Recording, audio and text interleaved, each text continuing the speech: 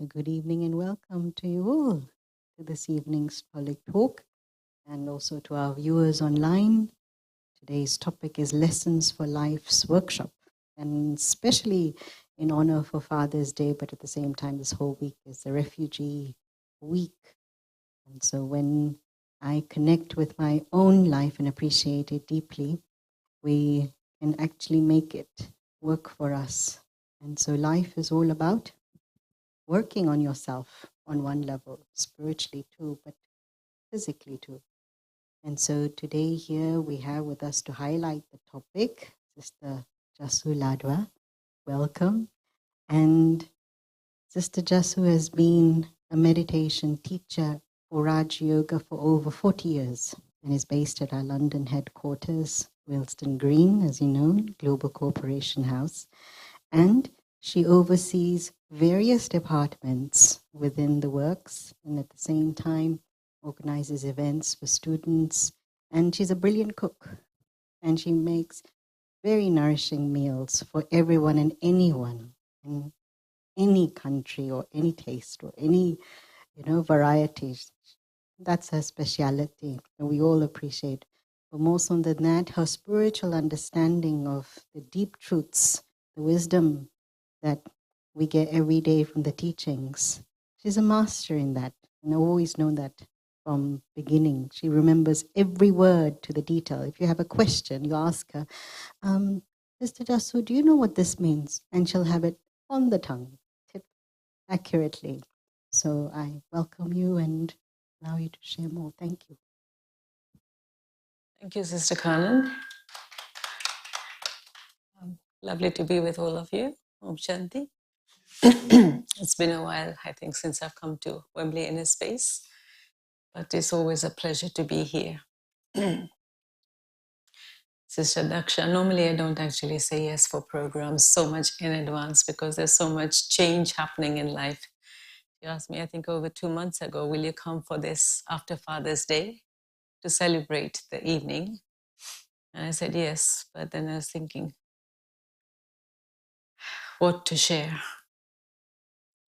The person that's brought you into this world, that has given you life, and then taught you so many lessons, taught you so many things from childhood. What can you share about? And then following this spiritual path, not only do we have one father, not only two fathers, but we have three fathers. We have the physical father who's given us birth. We have the spiritual father. For us, it's Brahma Baba, the angel who's working incognito now, but guiding us in a very special way, especially at times of need.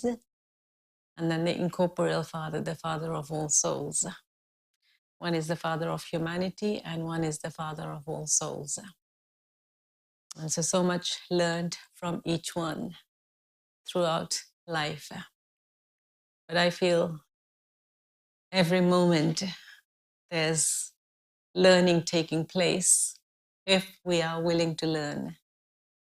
If you think that you know everything, you know all the answers, you've got all the answers to all the questions, then I think you wouldn't progress much. Because every moment is an exploration, every moment is a discovery and moving forward. And if you look at life with that lens, that yes, there's something new waiting to happen, then you'll enjoy life, you'll make the most of life, and you'll see the magic of life. So rather than thinking that you know everything, waiting to see what's happening. One of the mantras that I learned from our head, Tadi Janki, who's now passed away, but her thought always was, wait and see. We don't know what's going to happen next, but if we just wait and see, then you'll see the magic develop, unfold in front of you. Many times throughout the year, we have special celebrations. Beginning of the year brings a new life, a new journey. After your birthday is a new journey. At the end of the year is a new journey. So many journeys like this. And on each journey, you discover something different. And so, as I said, our Daddy would always say, wait and see. Rather than you preempting everything and thinking it's going to be like this, it's going to be like that. And if you wait and see, then you'll see it with the eyes of the Supreme. As the drama unfolds, then you see the wonder of the drama.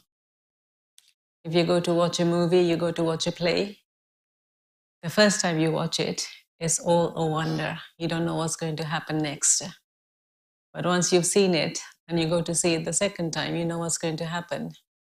And so there isn't that newness, there isn't that same magic that's waiting. And so you know beforehand what's going to be happening.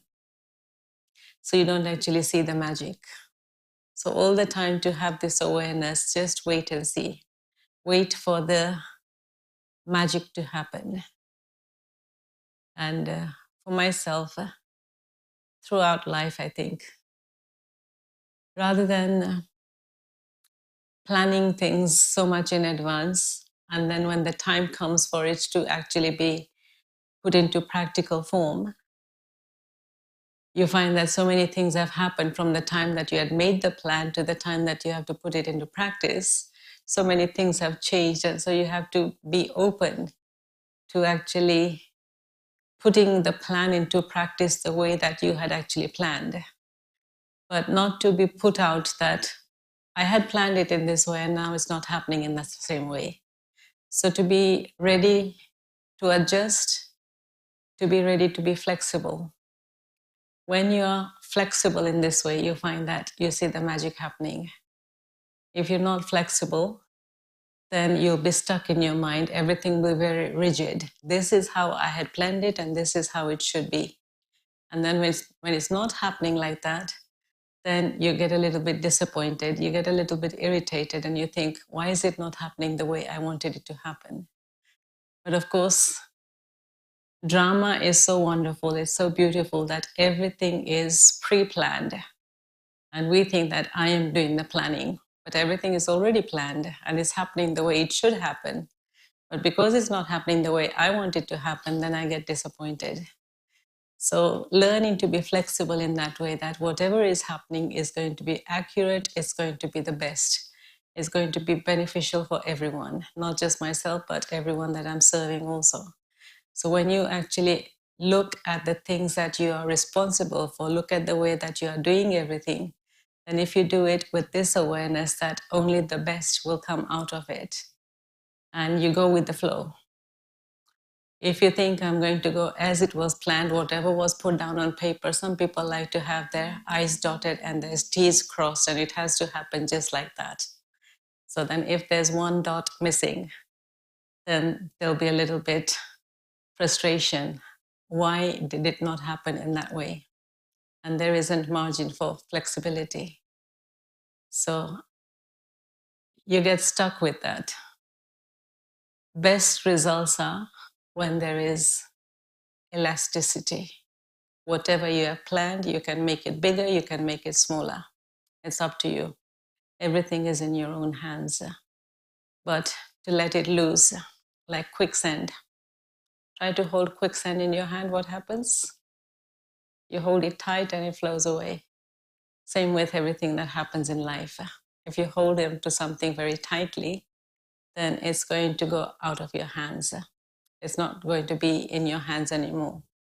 The same thing in life, whatever is happening, let it happen naturally. Let it happen in an easy way. If I try to force something, that force will come back to me in a negative way, and the results will not be successful. If I let it just happen naturally, then the result of that will be something that gives happiness to everyone. Everyone will enjoy that. And so often I've been told, you are like an adventurous person. You are like a person who's not planning anything, but just doing everything spontaneously. last minute, leaving everything to the last minute. It's necessary to plan. Again, I was talking to someone this morning, and their way of thinking was, we have to plan everything. And I was thinking that I'd rather not plan something, I'd rather just put it into action. So you know, a rough idea that you want to plan something, you have an event happening, and so you have to plan for it. So they just put in front of me this evening that we had a couple of weeks ago, 18th of May, sorry, not a couple of weeks, nearly a month ago. And they said, for that event, we had to plan. Of course, we have to plan. If you're inviting 800 people, then you have to plan. You can't just expect 800 people to come into your home and then you haven't planned anything. You have to do something. But then if you have a small event, then it's not necessary that you plan to the same extent. You plan just a little bit, but you know in your mind that this is roughly what you want. So planning is very important, but also the flexibility that you allow the plan to change. One of the things that I've learned, because you actually have so many programs that are happening throughout the week, and you have to kind of make sure that there isn't any conflicts or clashes between them. So you have to allow there to be a little bit flexibility. Another thing that I learned from my father, again connecting it with the Father's Day. My physical father just passed away about 4 months ago in February. But after that, we had a gathering to celebrate his passing away. He was 91, and so he had led a very full life, a very happy life, and he was a contented soul. So I was just appreciating what he had left for all of us, what he had done for all of us, but also what he left for us, all of us. And one of the characteristics of my father was that he was an easygoing person. In the last years, he hardly said anything. He wasn't a person of many words. But throughout life, I felt that each person has their own way of expressing their feelings, their love, their thoughts. And just because that person is not expressing themselves in the way that you want them to, it doesn't mean that they don't have those feelings. It doesn't mean that they don't have that love. Just because he is not hugging you every moment, he's not kissing you and everything. This is what people nowadays, children nowadays expect, that the father should be so loving and so close in a physical way that you can feel that love. But ways of expressing love is different for each one. And for us to actually acknowledge the way that the other person is expressing their love for all of their children, for all of their relatives and everything, I think you have to understand where that person is coming from. My dad wasn't a person of many words. He wasn't a person with many gestures. But what he loved to do was give care and be concerned about all the children. We are 7 brothers and sisters, and he provided for all of us. We never needed to think about where anything was coming from. We weren't too wealthy, but it was enough. And I think this was one of the most important lessons that he taught all of us, is just to have enough, but then enough to share with others also. You don't need to have too much. We didn't have too little, but we had enough to go by. And we lived in Africa, and while we were there, my dad always used to go shopping, and then he would come back home with a sack full of fruits, papayas and bananas and grapes and all of those things. And he would want to just feed all of us that. And he would get it ready, cut, and offer it to all of us. Some of us were so busy and doing our own thing, and we didn't want to eat it, but still he'd say, give it to you ready-made, ready to eat, and still you don't want to have it. But I'm saying that in life, many things come to you ready-made, and still you can't accept it. Nature of the soul, that you're not accepting. And so to accept whatever comes to you with that generosity to accept whatever comes to you, with the understanding that it's come to you because it's the right thing for you, because it's going to help you progress. If I start questioning everything that comes in my way, I won't be able to progress. And so learning to accept whatever comes in front of you and then using that to move forward. Many times, many situations came in front of me whilst being at Global Corporation House, having to organize programs, having to look after seniors that come, having to do administration work whilst doing all of that. In the midst of all of that, what is most important? To be connected with yourself and to have stability. Because throughout the day, from morning to evening, there will be so many different scenarios that come to you, in front of you. And if you go with all of those scenarios, then it ends up that you might end up being a little bit crazy because it's all different types of scenarios that come in front of you. 1 minute it's a group of 10 people, 1 minute is one person coming with their personal problem, 1 minute you're facing a group of 100 people, whatever, having to prepare food for 70, 80 people. But whilst dealing with all of that, to be stable within the self, once you have that stability inside, then no matter what is happening around here, this stability will enable you to deal with whatever is happening around you. And I find that that really helps me a lot. Often when scenes come, someone comes into the house and everyone rushes to go and meet them, or something happens, there's been an accident and someone runs there. Everyone goes running to see what's happening. Not that everyone is going to go and do something there. You'll only need 1 or 2 people to deal with that scenario, whatever has happened. And I find that often 15, 20 people get together there. What happens then? Are they all helping, or are they making the situation worse? There's a patient lying there. The paramedics have come. There's 1 or 2 people who are dealing with that patient. There's 15 or 20 people standing and watching. You're not going to help by just being around there. It's better to just give some positive vibrations and leave the experts to deal with it. And so if you're able to contribute to a situation, then yes, you can stay there and watch everything. But if you are just an observer and not really doing anything, then better to just walk away from there and continue with what you have to do. Because at the end of the day, each one of us has our own journey. We all have whatever duties we have, whatever responsibilities we have to fulfill that. If you just get stuck there just as an observer, then your time is being wasted.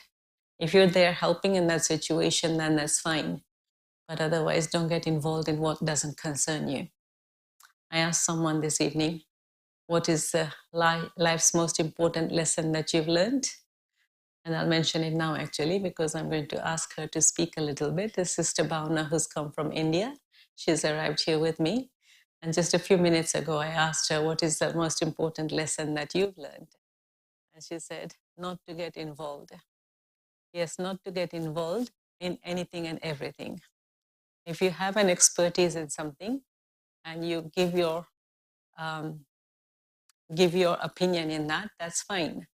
But if something doesn't concern you, no need for you to get involved, because then you're only wasting your time and energy. And so she had said that I don't want to get involved where it doesn't concern me. And in fact, that's one of my practices also. And I've been called cool as a cucumber because of that. Something happens outside. I remember one day, it was in the early days that we came to the UK from Africa, and it had started snowing outside. And we were in the dining room just cleaning some grains.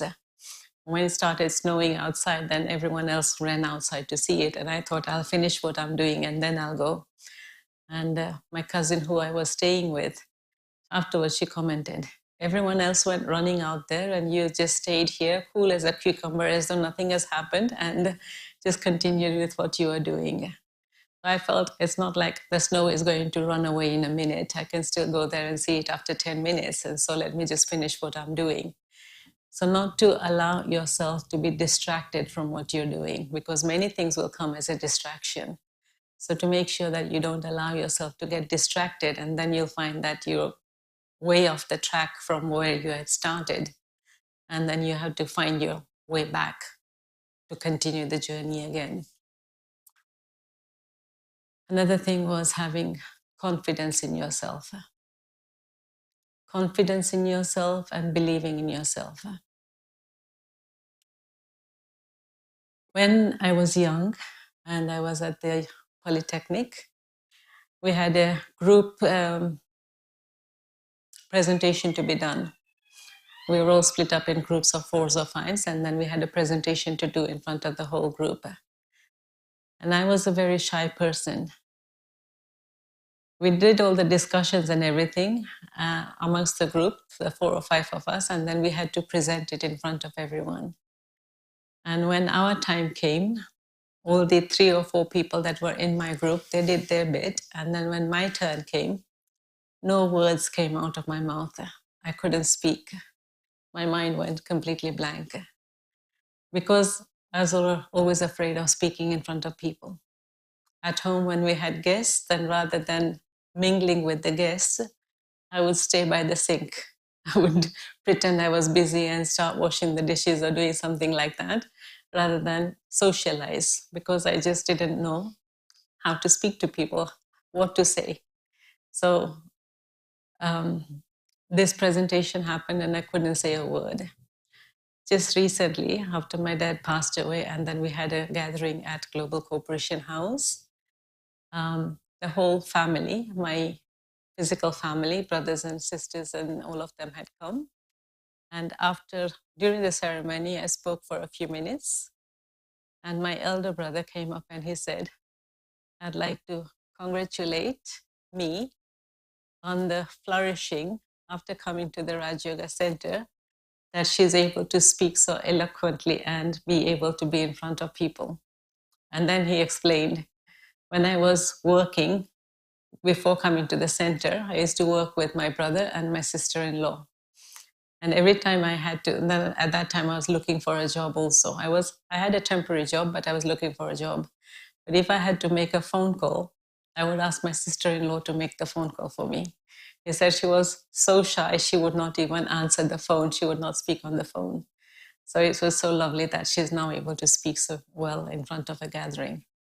In fact, I would say that it's thanks to Dadi Janki that I am able to speak in front of people like this, because the first opportunity came when I had to translate for her, because she doesn't speak English, she only speaks in Hindi.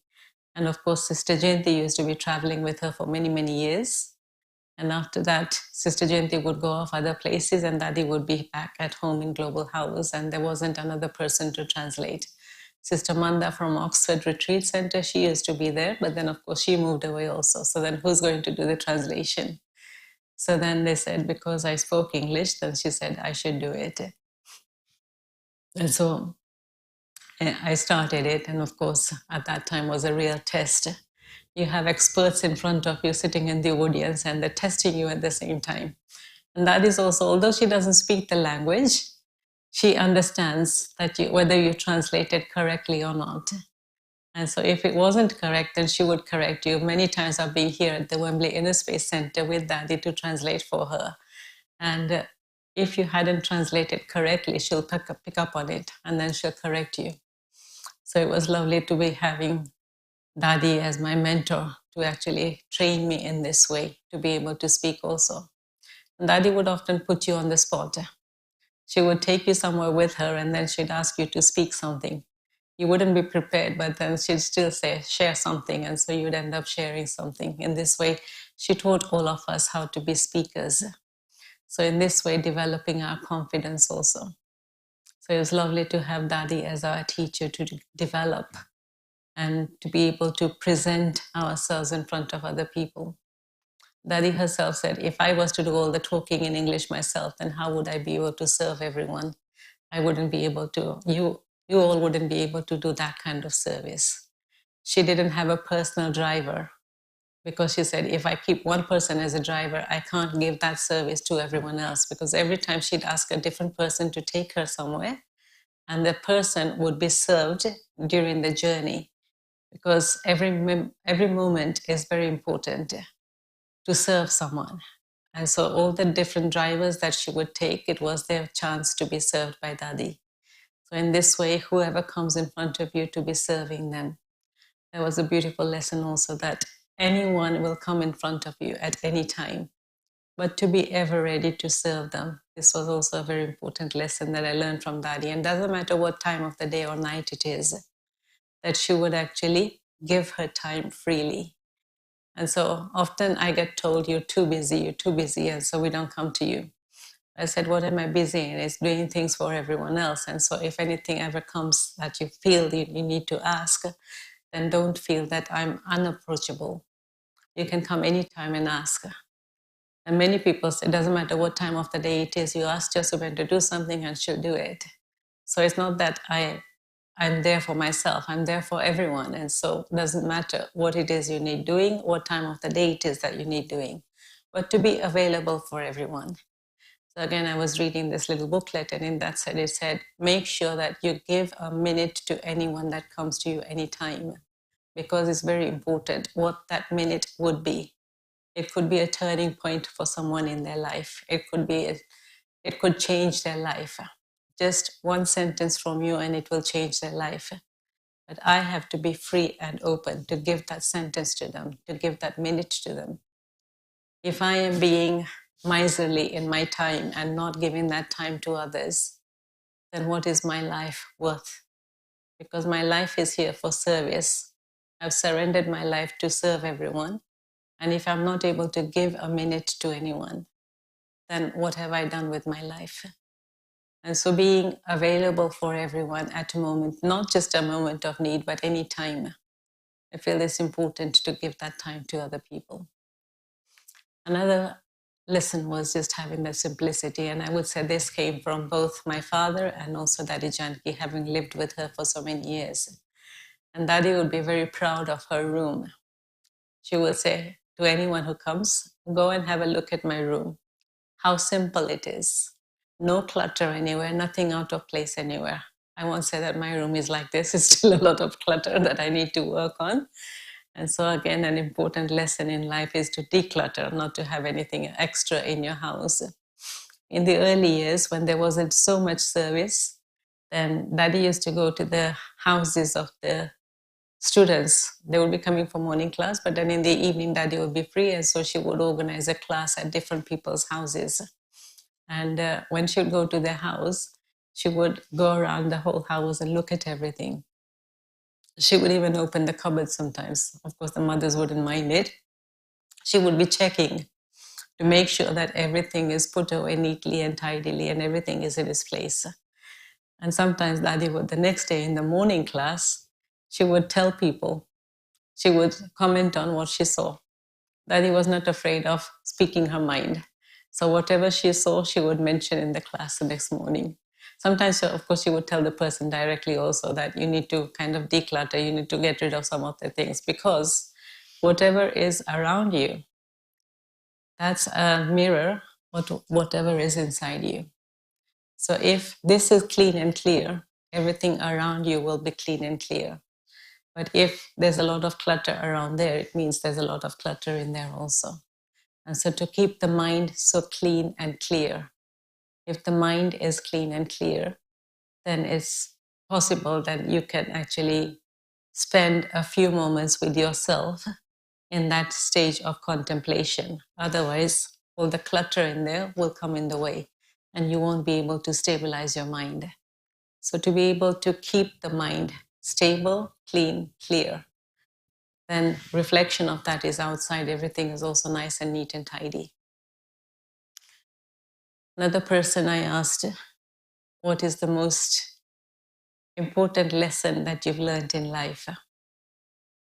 And this is something that I'm trying to practice. She said, speak less. How do you speak less? Every moment there's someone in front of you and they're demanding conversation. If you don't speak, sometimes they think you're sulking. that you don't want to speak. But it's important to give that space to yourself, to have silence also. So to know when to come into sound and to know when to stay silent. Speaking less is a result of thinking less.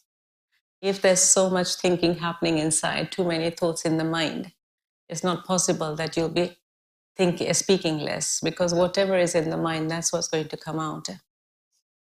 And so keeping the mind still, keeping it almost empty, so that you have fewer words to speak. Keeping the mind completely quiet, having fewer thoughts. When you're having fewer thoughts, it means that it's possible for you to have powerful thoughts. It's possible for you to have positive thoughts. If there's too many thoughts, you can imagine the quality of thoughts.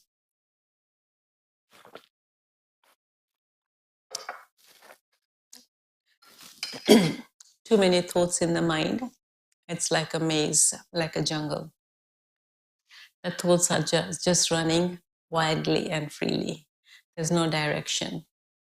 But if you have fewer thoughts in your mind, then there's a direction to those thoughts. You know where those thoughts are leading you to. And so in that way, you're able to still the mind. Then the words that come out of your mouth will also be pure positive words. One of the lessons that we learn in our morning classes every day is let your words be such that they are like gems. People feel like it's just like pearls that are coming out of your mouth, not just wild words. Often people just blabber on, and you think, what are they saying? There's no meaning to the words. But some people speak in such a way that you feel what they're saying is like pearls coming out of their mouth. Like they give the title of the goddess of wisdom, Saraswati. They say her words are like this pearls coming out of Saraswati, the knowledge that you're giving them. So to be able to come to that stage, there has to be clarity in the mind. There has to be that stillness in the mind. There has to be the space within your thoughts to be able to actually give that feeling, to be able to give that experience of solitude, of stillness. So very important that you don't let your mind go wild. You don't let your mouth go wild with the words that are emerging. Then you'll find that the actions that you're performing are also very meaningful, very purposeful. Otherwise, just as your mind is wild, your words are wild, you'll find the actions also unnecessary actions. So how to come to that stage whereby you are performing elevated actions? Elevated actions come from an elevated consciousness. So to have that elevated consciousness, I need to make sure that the mind is still, the mind is clear. Then I'll be able to perform actions in that way. Then it said that every action will be such that it's worthy to be worshipped. Again, one of the lessons that for some, every action of theirs is worshipped because it's performed in that awareness. It said for the deities, like for the deities that are in the temples, they close the curtains in the temple, and behind the curtain, the idols are being bathed and they're doing the toothbrushing and all of that. But all of this is like a worship-worthy action. And for some, it's an action that's worship-worthy just once in a year because it's not done with that same awareness. So every action that is performed with that elevated consciousness, then you'll find that that action is worthy to be worshipped. So even though it's an ordinary action, but the consciousness with which it is performed, that makes it an elevated action. In fact, telling you one of the stories about our founder, Brahma Baba, he was a very elevated personality, an ordinary person to look at, but a very elevated personality. And he would do everything with the rest of the children. So it doesn't matter that he's the head of the organization, but he would still be doing mundane work like cleaning the grains. Or in India, they do the cake, charcoal cakes that's mixed with cow dung. And they use that for baking and in the furnace kind of thing. They use it for cooking and all of that. But he would actually sit there and make these cow dung cakes. And one day there was a government officer who was supposed to come to meet him. And everyone else is telling Baba, Brahma Baba, that this person is coming. He's a senior person, senior officer. He's going to come to meet you. So he shouldn't see you doing this. He shouldn't see you doing this ordinary work. And so the response that the founder Brahma Baba gave was, he is coming to meet me, the soul. Doesn't matter what work I'm doing, but he's going to meet with the consciousness. And so it's the consciousness that I have at the time when he comes to meet me that's more important than the work that I'm doing. And so if I maintain that awareness that I am the child of God and I am doing this work for God, God's service, then he's going to get the experience of that elevated task, even though it's an ordinary task, but the task becomes elevated because you're doing it with that elevated consciousness. And so whatever it is you're doing, whether it's your thinking, your speaking, or your doing, if it's done with that elevated consciousness, then it increases the quality of whatever you're doing, your thoughts, your words, your actions. And so to give that importance to whatever you're doing with that awareness. And so again, coming back to that and the mantra that we had from our Dadi, the 3 questions that she always asked, doesn't matter what stage of the journey of life she was at, but she would always be asking these 3 questions. Who am I? Who do I belong to? And what do I have to do? So understanding the self, who am I? When you're doing everything with that awareness that it's I, the soul, that is doing it, then you will do it everything properly, everything accurately, because you're not doing it for any materialistic reasons. You're doing it for the soul. And then who do I belong to? I'm not doing it for anyone else. I'm doing it for God, the Supreme. So when I'm doing everything for him and it's his work, then definitely he will help me in that also. So there's double benefit in that. I do it for myself, but I also do it for him. And the result comes multifold. You do it for a human being and the result is just onefold. You do it for the Supreme and the result is multifold. And then what do I have to do next? I don't have to do anything for anyone else. Whatever I'm doing is for myself and for the Supreme. What do I have to do? He is the one who's guiding me what I have to do. If I'm not aware of what I need to do, he will guide me in the right direction. So he will provide the compass of life for me, that I'll know which direction to turn into. Otherwise, there's, like I said, a maze and a jungle. You don't know where you have to turn to. But he will give you the right guidance. He will give you the direction. And so being aware of whose company you are in. You have his companionship and you have his company. And again, that used to make fun of this, make a pun on this, that I am working in God's company. He is my companion. And so staying in his company, I don't want to be working in any human being's company. I want to be working for God's company, keeping his company, but working in his company, so that whatever you're receiving is from God's company. And so it's not a materialistic gain that you're getting, but whatever are his treasures, that's what you will receive. And so receiving whatever you are from the Supreme means that you are not creating any karmic accounts with anyone else. Your account then is only with the one. So again, a very important lesson is whatever you do, make sure you're not creating any karmic accounts with anyone else, but you are erasing the accounts of the past and accumulating for the future, making sure that you have something for the future. Often we accumulate and we spend, we accumulate and we spend, so there's nothing left for tomorrow. And so important to have something for tomorrow, something for yourself, something for you to share with others. Caring, sharing, and inspiring. This was one of the lessons from Dadi Janki again. And I would say I learned that from both the Lokik, the physical family, and the Alokik family. That you care for each and everyone. Coming from a family of 7 brothers and sisters, everything was always done together, in a state of togetherness, in a state of caring for one another. So it wasn't that you just had something for yourself and the others went without. all of us had everything to the same extent, sharing in the same way also. And then inspiring. Whatever you do, let that be an inspiration. Whatever you do, let it be something that you are remembered by. Many people have been and gone, and what is remembered of them? The good deeds that they have done, the good things that they have given to other people, not just physical things, but lessons that they would have taught also. Once your parents have gone, what do you remember? Not what they bought you, but what they taught you. What are the lessons you learned in life? This is what you remember, rather than what was the physical need that they fulfilled. And so the important lessons that you learned from them. Again, I would say I was very lucky to have had the parents that I had.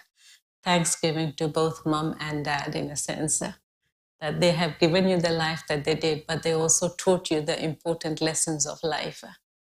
And again, coming back to a lesson learned from my mother, was that you don't put yourself forward in that sense. But my mom was always a person who would allow us to experiment with everything, and didn't matter that sometimes something went wrong. Some mothers are such that they wouldn't allow their children to practice anything. They wouldn't allow them to cook, for instance, because they say you'll spoil everything. But unless you experience, you can't actually learn. So a very important lesson is that you have to experiment with everything.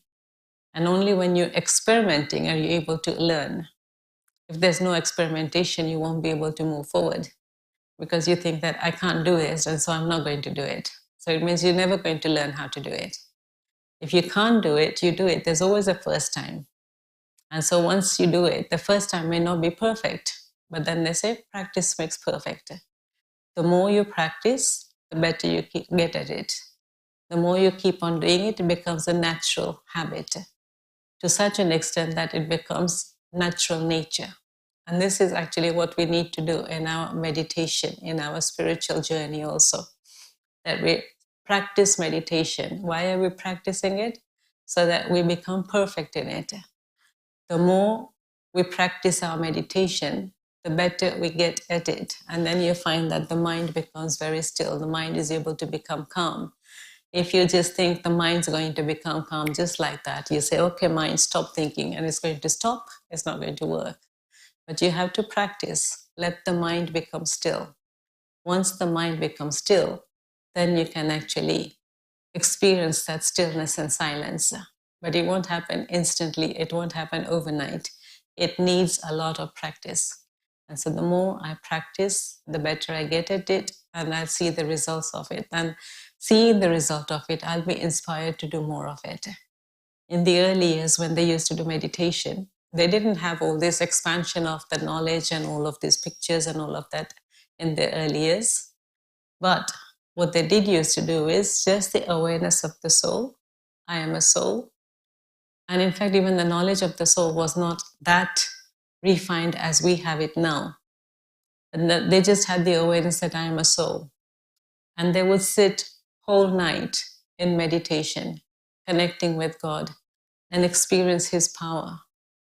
And so this they became perfect at. And this is why when they went out on service afterwards and they started serving people and giving knowledge to them, people would have visions.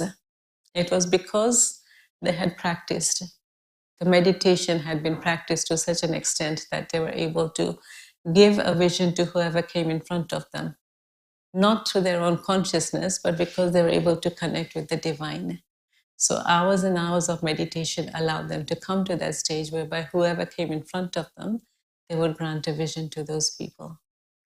So for ourselves also, to be able to practice in such a way that we're able to make it perfect, so that when you sit down for meditation, it doesn't take you 10 minutes to get your mind still.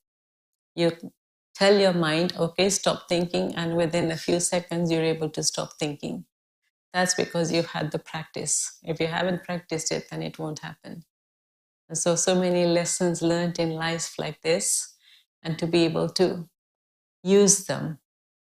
Just one last thing that I'd like to share now, and then I can open up to questions if anyone has any questions. But we have, I spoke about the three fathers, and Brahma Baba was the subtle father, the Avyakt angel. But together with Brahma Baba, we also have another figure who we call Mama. So it's like mother and father together. But one of the things that she always used to say was, even if you are given a correction about something and it wasn't your fault, still to accept it, because if not today, another day, that advice will be very useful to you, and to accept it as though it is for you yourself. Another lesson was for herself, the practice that she did, the effort that she made, was that whatever mistake I have made now, and through that mistake, afterwards, having had realization that this was wrong, I shouldn't have done this, then do not make the same mistake again. And this is what she did in her life. That she'd made a mistake once, and then she was given a correction about it, that you shouldn't have done this. Then she made sure that she didn't do that ever again. I remember one story that that was related about her was something had happened, and then she had shed tears about it. And so someone went and told Baba about it, that Mama was having tears about something. So then Baba told her afterwards, the next day or something, that as a child of God, you should never have tears, you should never be crying. From that day onwards, Mama promised herself that I will not shed any tears, no matter what, whether it's an occasion of happiness or an occasion of sadness, but I will never shed tears. And she kept that promise. Till the end, she didn't ever allow any tears to fall from her eyes. To have control of your inner feelings to such an extent that you don't actually allow any tears to come from your eyes. This comes from connection with the Supreme, connection with the Self, and connection with the Supreme. So very many, many, many beautiful lessons learned from the seniors in that way, because of having had the opportunity of living with them, the Adis and Jintivan, Sister Sudesh, many of them, but also reading their stories and their experiences has been really wonderful. And I feel very fortunate to have had this opportunity of learning from them, and just grateful for this fortune, to appreciate the fortune that I have had in this life. And I think the more you appreciate what you have, the more it actually grows. You have so much, but if you're not appreciating it and you still keep on casting your eye on what other people have, then it means that you're not giving value to what you have also. And so again, this was another beautiful lesson that I've learned, that you appreciate and value what you have in life. What you have, no one else has. And if I look at my possessions, whether it's physical possessions, whether it's spiritual, the values that you have, the virtues that you have, the qualities and the powers that you have, no one else has the same as you. Someone was mentioning something about this person being very unique. And I said, if you think about it, each and every person is unique. Every soul is unique. And so to treat everyone as being unique, each one is very special, each one is unique. And so to have that vision for each and every one, in this way, I think you'll be able to share the happiness that you have inside yourself with everyone else also, with the uniqueness of each and every one, appreciating that. And then you'll find that there's no moving back, but it's always moving forward. So thank you all for your patience, for listening. And if you have any questions, then happy to take them. Otherwise, I'll invite Sister Bhavna.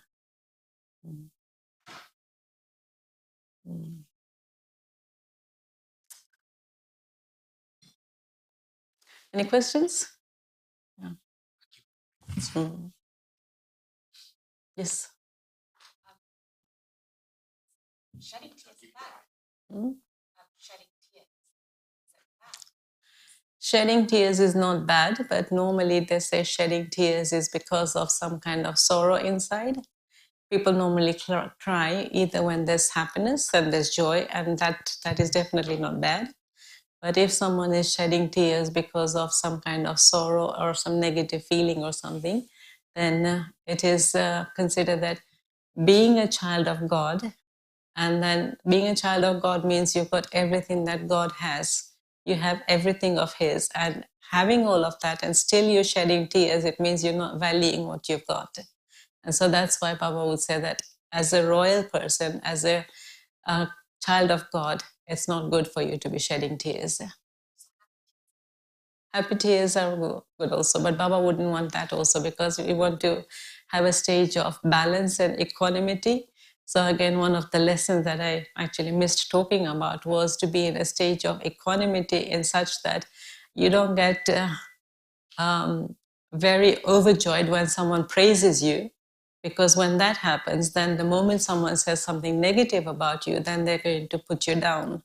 So you want to be in a stage whereby it doesn't matter what someone says good or whether someone says bad, but you'll still remain there. Otherwise, someone good says something and you'll go up there. Someone bad says something bad and you'll go down there. I don't want to be controlled by them. I want to be controlled by myself. So I just maintain my stage of equanimity. So then whether it's tears of joy or tears of sorrow, I don't want to express that. Yeah. Okay, I'm going to invite Sister Bhavna, who's come over for a few weeks to London. And she runs a center there in Gurgaon, Delhi. And here this evening with us. So our fortune to hear from her. First of all, she'll share a couple of minutes on today's topic and then conduct meditation.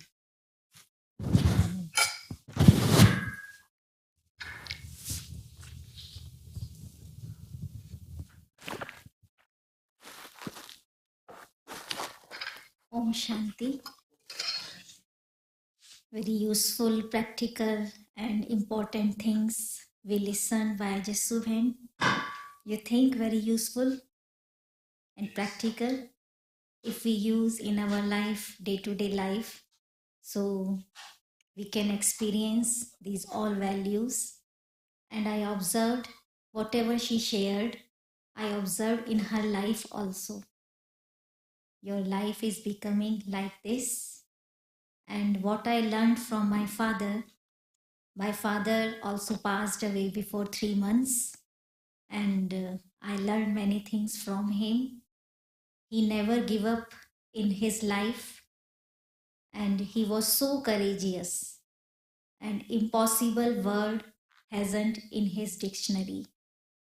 Whatever came in his life, he took as a challenge, and he passed all the situations very courageously. So many things we listen already.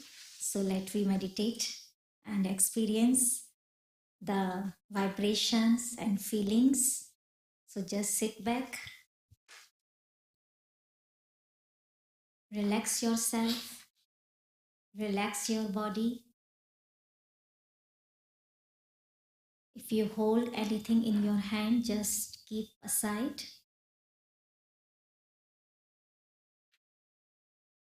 Take a long, deep breath. Inhale and exhale. Free yourself from the past. Let go your all worries.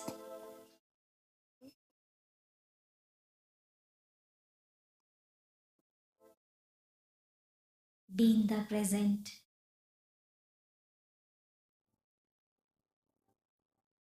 Whatever happened in the past happened for the good. Nothing is wrong.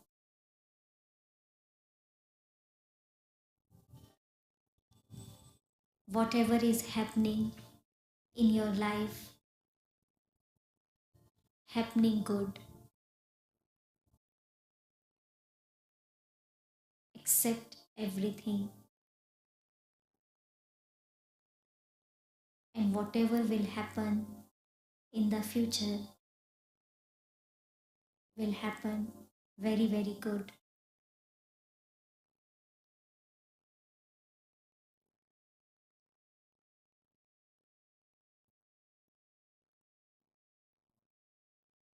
Visualize yourself. I am a pure being, center of the forehead,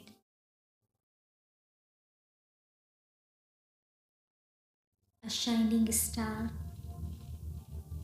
point of light, spreading light,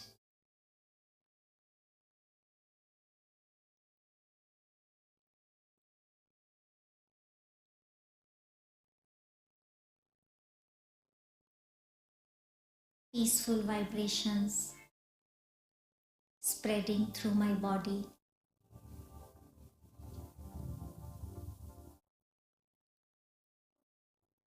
My body is becoming light.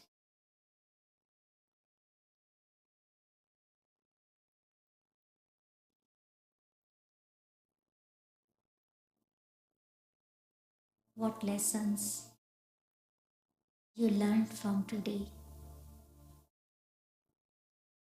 Think about it.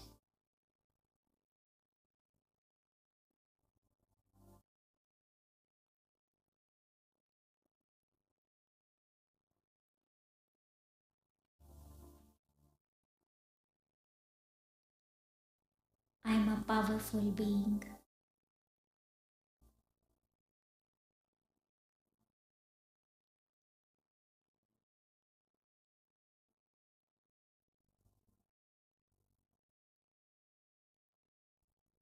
Divine powers showering upon me.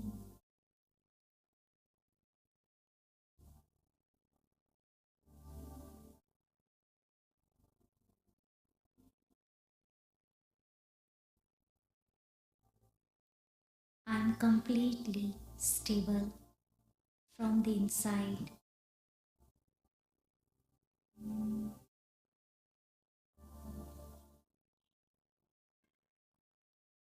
Whatever situations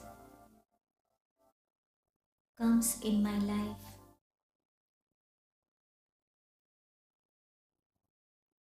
I am effectless.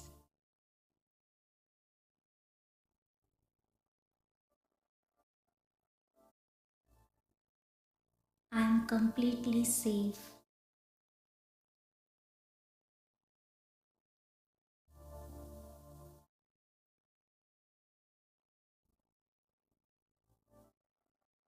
I am creating elevated thoughts in every situation.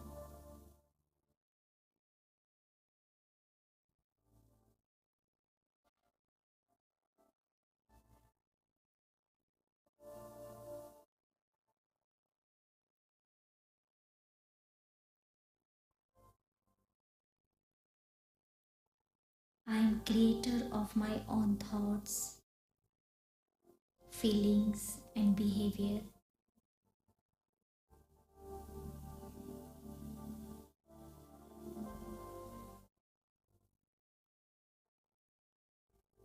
Doesn't matter whatever is happening around me.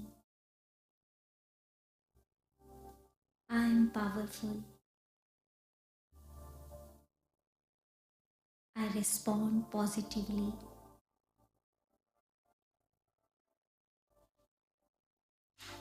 My happiness is remaining in every situation.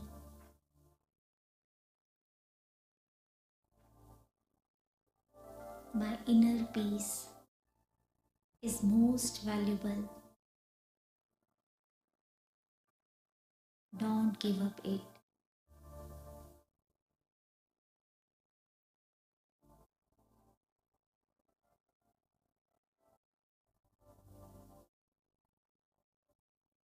Again, take a long deep breath.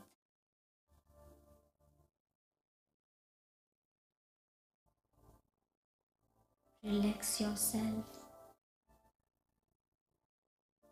Come back to your awareness.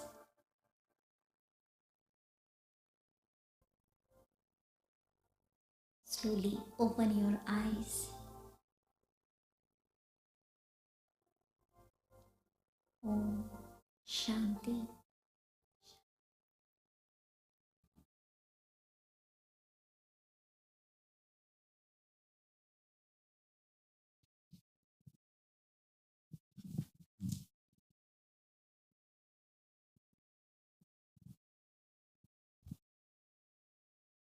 So thank you, Sister Jasu and Sister Bhavna. And I'd just like to share that there's so many thoughts of wisdom tonight. I think you'll have to all watch the YouTube again. And what I caught most was, you can imagine when Daddy Janki sees you, she sees right straight through to you, right to your bedroom.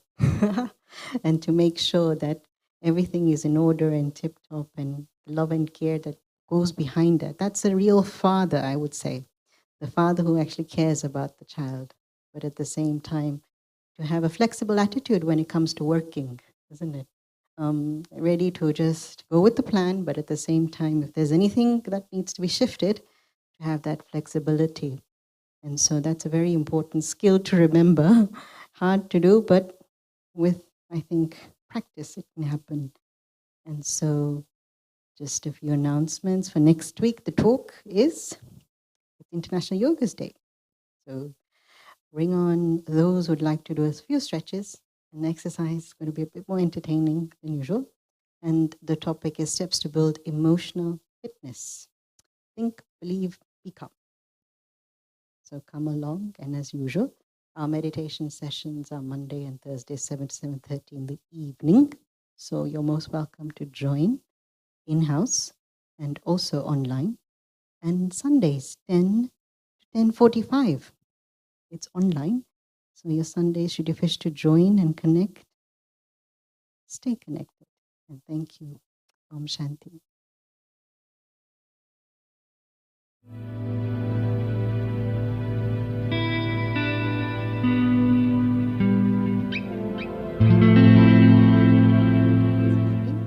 It's 365 days of wisdom. So a lot of wisdom today. So if you want to buy each day a beautiful thought for you to ponder on for the year. Lovely gift if you want to give anyone. Om Shanti.